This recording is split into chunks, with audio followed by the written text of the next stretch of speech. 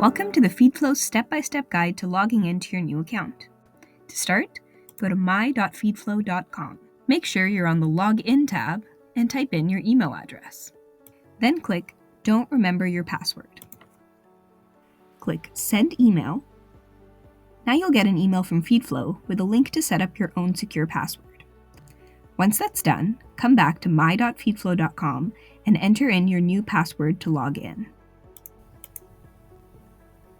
After logging in, you'll see a list of all of your barns at the bottom of this main page. You can click on this pin icon to pin one or more barns to the top of your page, so you'll always see them first when you log in.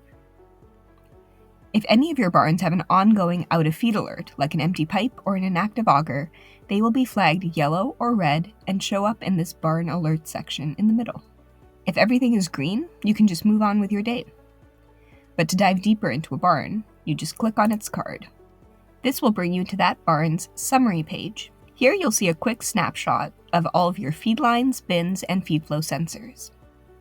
For each feed line, you can check if the feed line is full or empty. You can see details on the last feeding event and confirm if the FeedFlo sensor monitoring this feed line has been calibrated or not. To learn more about calibrations, you can check out our calibration video. For each bin set, you can check your current inventory levels, when we predict that your bin will run empty, and review any available delivery information. Please note that FeedFlo does need access to your delivery data to show you all of this inventory information. To learn more about inventory management through FeedFlo, check out our inventory video or reach out to customer support. At the very bottom of this page, you'll also see the connection status of all of your FeedFlo sensors. If everything is green, your sensors are online and your data is in real time. Congratulations on logging into FeedFlo. Check out the other videos in our Getting Started series to learn how to set up alerts, use the consumption tab, and much more.